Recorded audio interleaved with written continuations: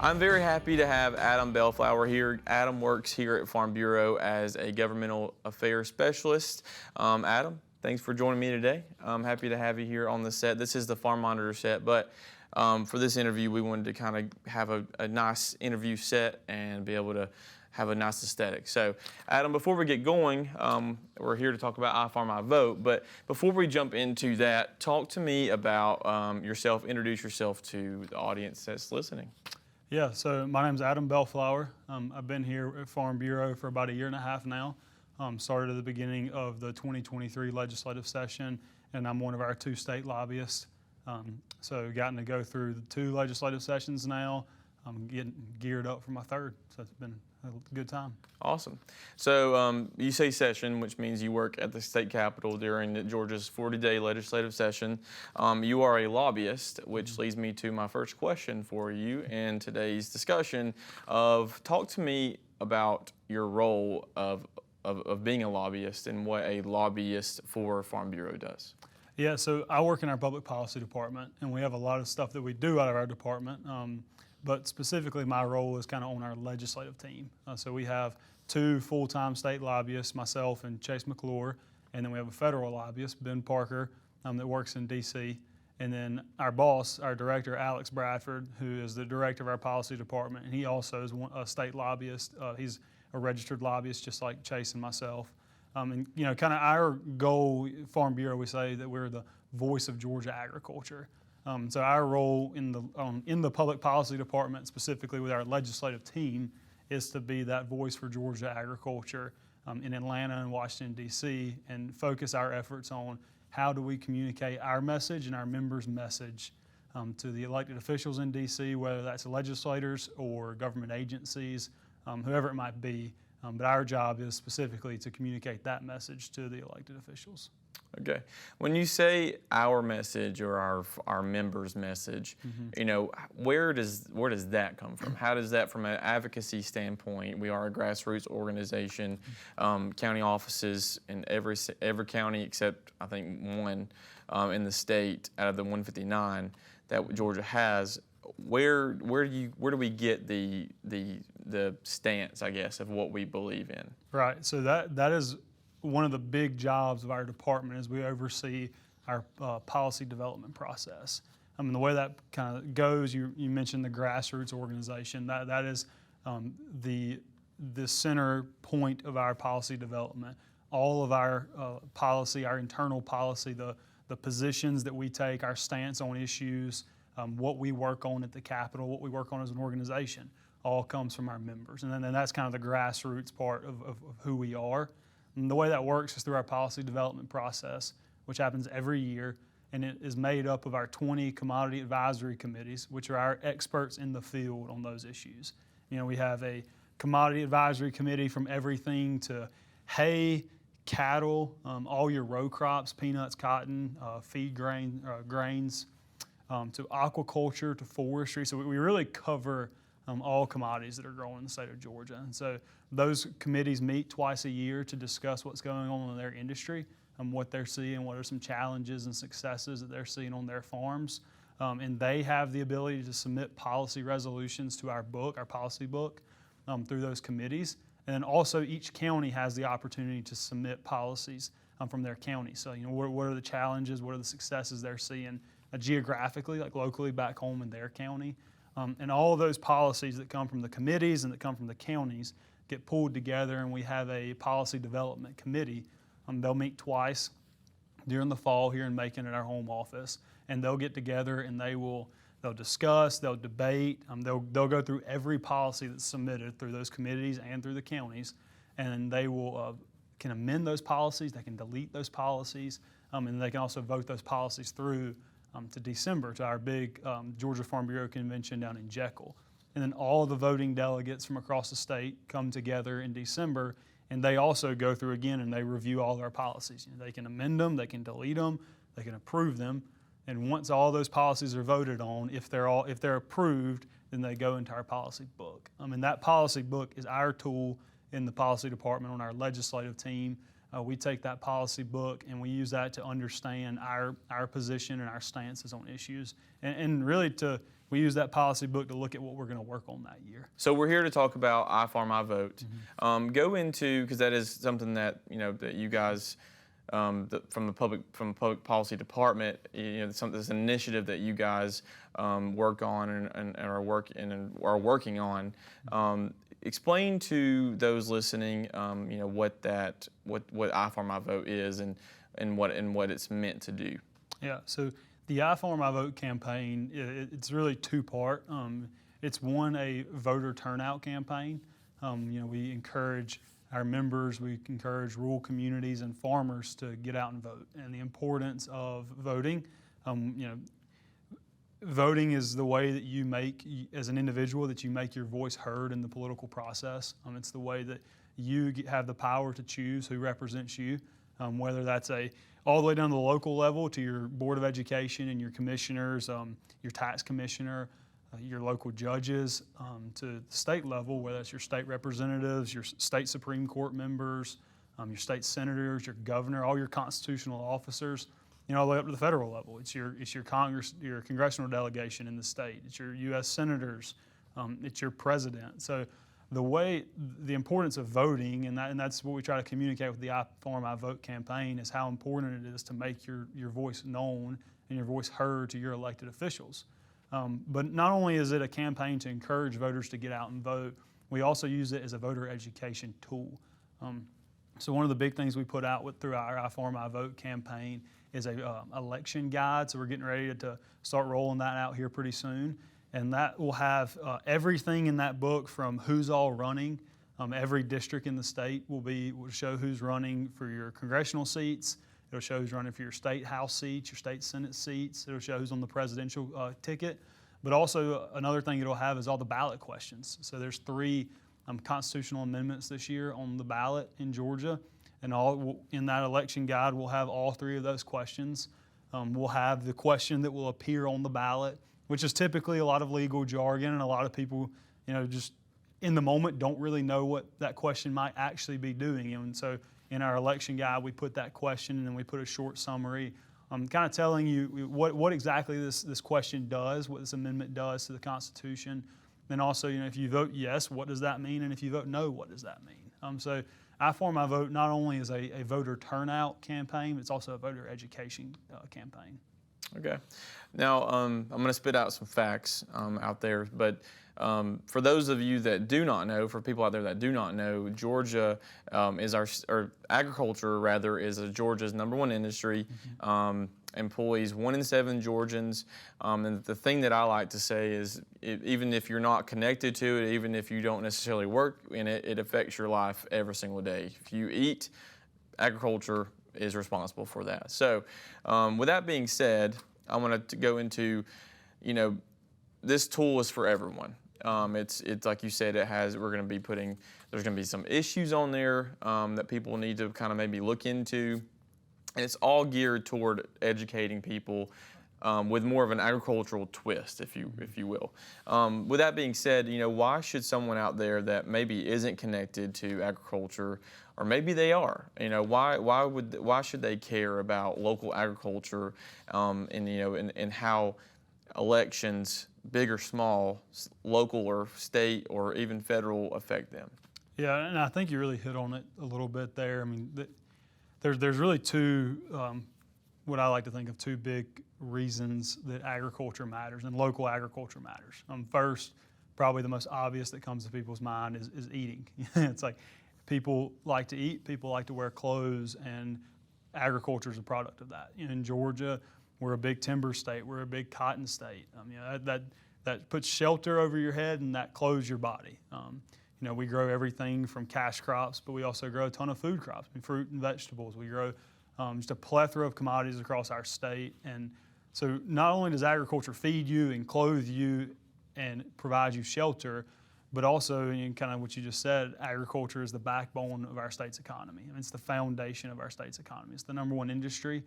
We have an $84 billion impact on the state of Georgia. We have about 17% of our state's GDP is tied to agriculture. So if Georgia is to be successful economically, which I think most people will agree is really important, agriculture must be successful. But not only statewide, you talk about local agriculture. If you bring that down to your community, you look at the rural economy across our state. The rural economy is built on agriculture. There's a lot of communities across our state that their largest industry is agriculture. I would say most counties in our state, their main industry is agriculture. And that's not just the farmer. I think a lot of people kind of lose sight of that sometimes. Agriculture doesn't just stand up the farmer that grows the crop. It also is responsible for transportation infrastructure and the transportation industry. We rely heavily on a lot of these farm supply stores and a lot of the mills and the gins. And there's so much more to agriculture than what a lot of people think of. A lot of people, when they hear ag, they think of the farmer, and they think, well, if I'm not putting the seed in the ground, I don't really have a role to play in ag. But the ag picture, the ag effect, if you have it, is so much greater, and that ripple effect is really felt all throughout our state through various industries and through a lot of industries. So, it's no secret that in the last, I want to say decade, probably before then, politics, elections have become very polarized. It's just something that I feel like is every time you turn on the TV, there's some type of political news, and so a lot of people I know that some people maybe I've heard it talk. People don't even want to vote. People don't even think maybe it doesn't matter. Maybe I shouldn't vote. Maybe it's just one vote. What does that matter? But speak to why votes do matter, like why it's important, just from an agricultural standpoint, even like the issues that we're talking about, why it would be important for someone to be able to utilize that right and be able to go out and cast a vote in November.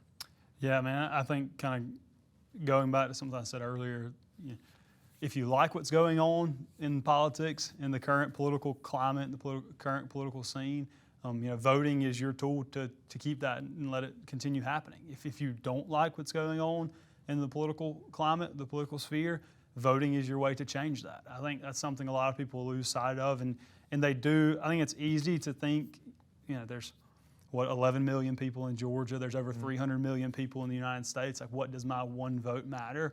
The reality is, if you look at a lot of elections, most elections come down to a few hundred votes or a few thousand votes. Right. So I think there's a lot more significance in people's individual vote than a lot of people realize.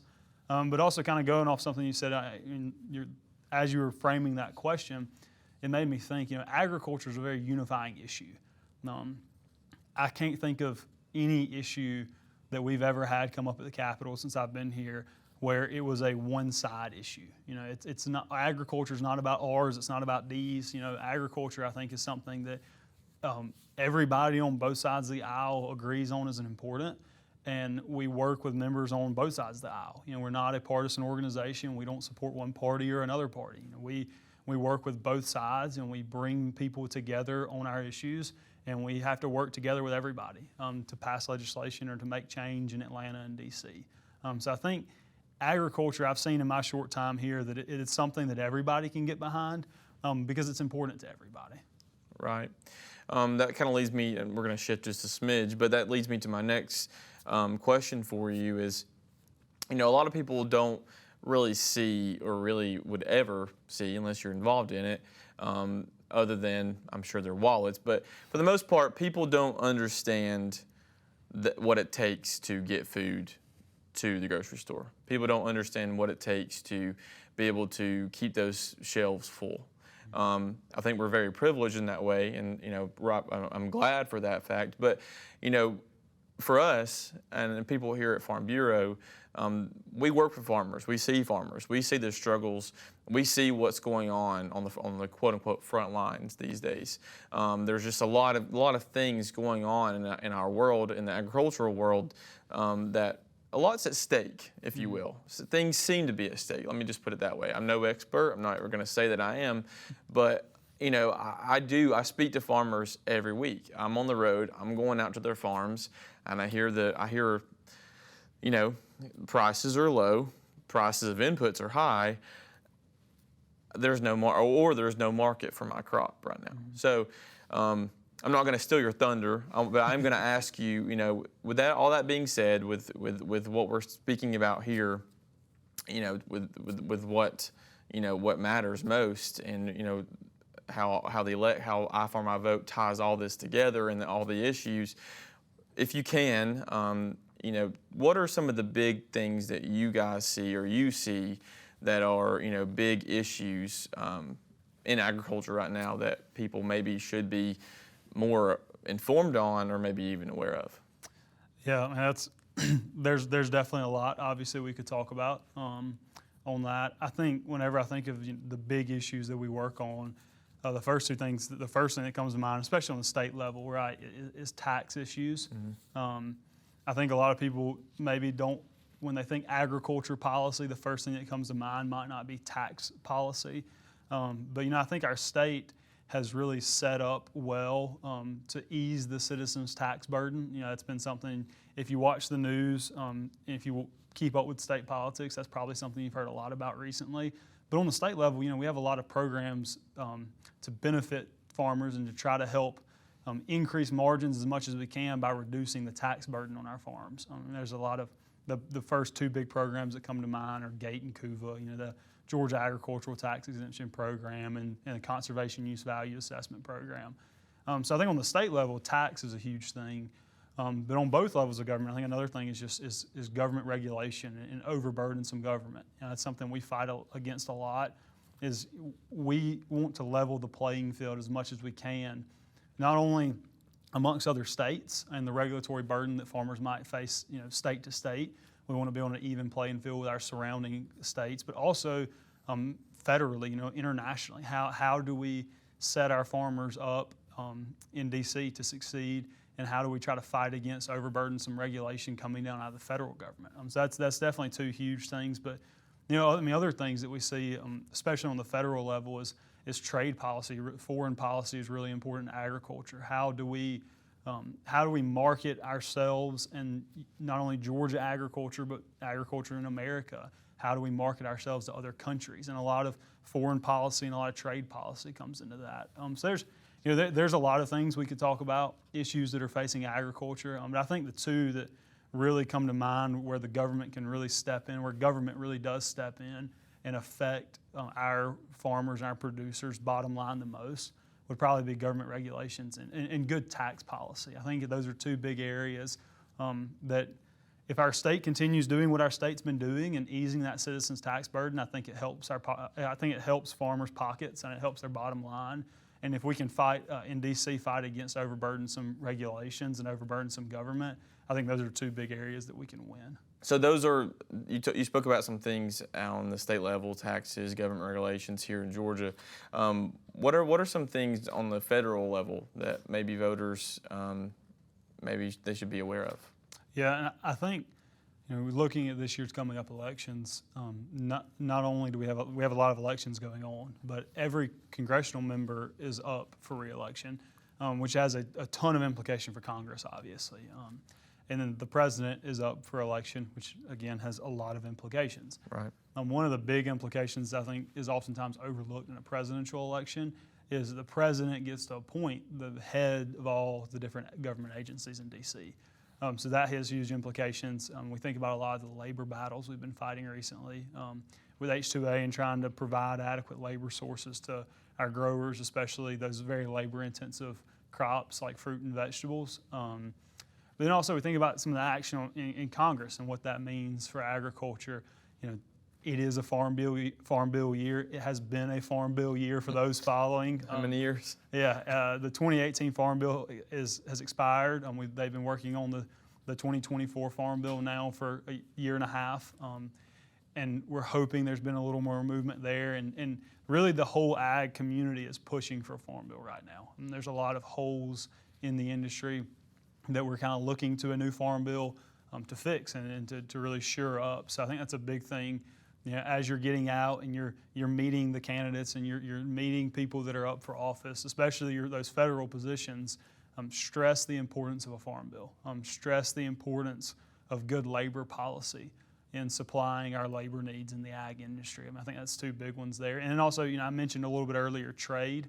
A lot of that trade policy is set on the federal level. So think about those three things. I would encourage you as you're talking to your congressional candidates, talk about the importance of a farm bill, talk about the importance of filling those labor needs on your farm, and talk about the importance of good trade policy and the way that agriculture depends not only on domestic markets but also on international markets as well. Awesome. Last question for you, Adam. Speaking about I Farm, I Vote in particular, for someone out there that's watching this, listening to this, that's interested in, maybe supporting the campaign, spreading the word about the campaign, or even learning more about this campaign and this tool that we have that you guys are working on, where could they go? What could they do? How do they find out more? Yeah, man, I think like anything at Farm Bureau, it starts at the county level. I would encourage anybody that's listening, anybody that's out there, if they want to get involved in Farm Bureau, if they want to get involved in the I Farm, I Vote campaign, get in touch with your local county folks. Our county offices are the crutch of what we do. Our county boards, our county presidents, and the members in each county around the state, that's what gives us our grassroots strength. It's what makes up our network across the state and our way that we reach people and get our message out there statewide. So I would say that to anybody listening, if they want to get involved in I Farm, I Vote specifically, go to your county office. We have equipped all of our counties with lots of resources, whether it's a material to get out and inform people like our election guide, or whether it's just yard signs, road signs they can put out, stickers, magnets, postcards, whatever, handout items, whatever it might be. Your county offices have been equipped. We've equipped them with resources to get out there and get our message out in the community. Awesome. Well, Adam, thank you for today. Thank you for joining me. Great discussion, and I'm sure we could probably continue, but probably a little bit too long for people, I would imagine. I'm very passionate about, like I said, I see a lot of the issues. I see it every day, as do, I'm sure, you and the rest of the legislative team. So very important, but thank you guys for listening. Thank you again for joining, and yeah, have a great one.